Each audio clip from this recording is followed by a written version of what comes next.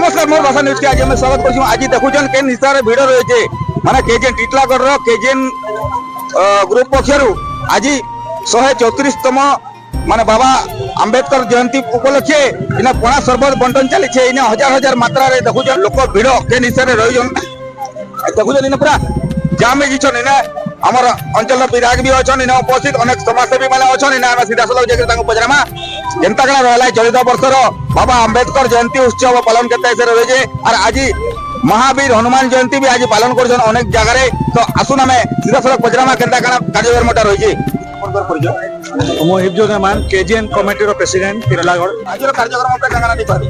आज कार्यक्रम सर्बन प्रदान कराई भीम अम्बेडकर जयंती उपलक्षे एवं हनुमान जयंती उपलक्षे मुस्लिम समाज तरफ कराई एटा गोटे भाईचारार संदेश गाँ लोक सब मिसिक आम ये सरबत बंटन में आसिक सामिल भी हेले समस्ते बहुत खुशी अच्छा आम आगामी दिन निवेदन कर समस्ते मिसिक पालन पर्व को पालन करवा और आगे बढ़ा। Engineer Abbas Khan secretary KGN committee Titlagarh आमे बाबा साहब अंबेडकर जयंती उपलक्षे आमे ऑल कमिटी मेंबर्स को आमे सर्वत वितरण करूछु। आमे चाहूछु समस्ते इक्वालिटी ह्यूमैनिटी आउ कॉन्स्टिट्यूशन रो फादर जे हम बाबा साहब अंबेडकर से कॉन्स्टिट्यूशन के समस्ते फॉलो करो। थैंक यू धन्यवाद। मो नाटा प्रकाश महानंद गाँडा लुधिपड़ा कुचकला ग्राम पंचायत आज कार्यक्रम आज वाला बाबा साहेब अंबेडकर बी आर अंबेडकर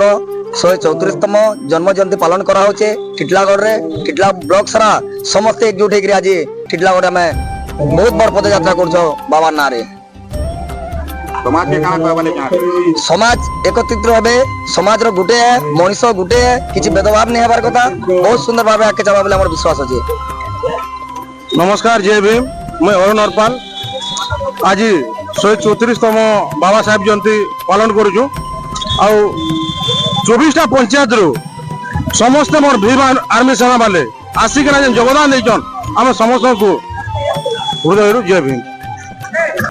तो देखुले केनते उत्साहित होकर समस्त पूरा मग्न होकर पूरा भीड़ रो आनंद उत्सव मानुछन तो सब बेले एंता भाईचारा रहू बोली आमे भी चाहमु अपन अंचल भाषा मोर भाषा समस्त अधिकार।